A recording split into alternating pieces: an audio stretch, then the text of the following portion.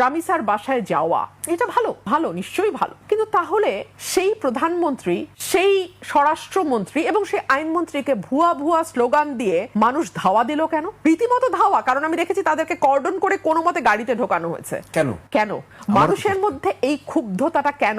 এই জবাব তো এই সরকারকে বের করতে হবে। আসসালামু আলাইকুম আফা।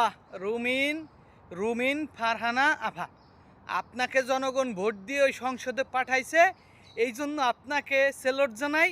আপনার ওই সিটের মানে আপনি যেই আসন থেকে নির্বাচিত হয়ে ওখানে গিয়েছেন, মহান সংসদে গিয়েছেন, ওই আসনের লোকজনকেও সেলুট জানাই যে আপনার মতো একজন মানুষকে ওই সংসদে পাঠাইছে। 18 নির্বাচনেও আপনি জনগণের প্রতিনিধি হয়ে কিন্তু সংসদে গিয়েছিলেন।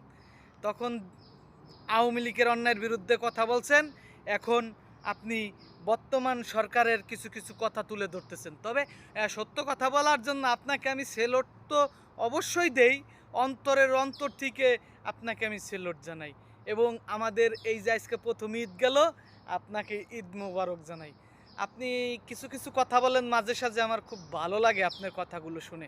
তবে আফা একটা কথা কি ভাই হিসেবে বলতে চাই যে আমরা কবে আমার আফার পরিবার দেখতে পাবো, মানে কবে আমরা আফার বিয়েটা খেতে পারবো কিংবা দাওয়াতটা পাবো, অনলাইনের মাধ্যমে হোক, যেভাবেই হোক।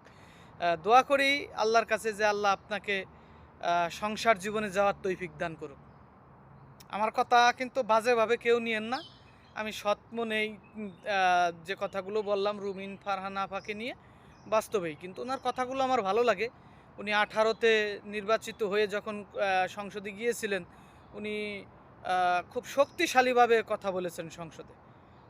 যেটাই করুক শক্তিশালীভাবেই কথা বলেছিল, বিরোধিতা করেছিল। তো ধন্যবাদ যে এই তারিখ 26-এর নির্বাচনে আওয়ামী লীগ থেকে বহিষ্কার, আর কিন্তু বিএনপির থেকে বহিষ্কার হয়ে নির্বাচন করেছেন, জনগণ ভোট দিয়ে তাকে ক্ষমতায় সংসদে পাঠাইছে। ধন্যবাদ। বিএনপিতে থাকলে আপনি অনেক গাইলগুতা খাইতেন, কিন্তু যেহেতু আপনাকে স্বতন্ত্র প্রার্থী হয়ে নির্বাচন করে সংসদে যেতে হয়েছে, এই জন্য অন্তরের অন্তর থেকে ধন্যবাদ জানাই আপনাকে।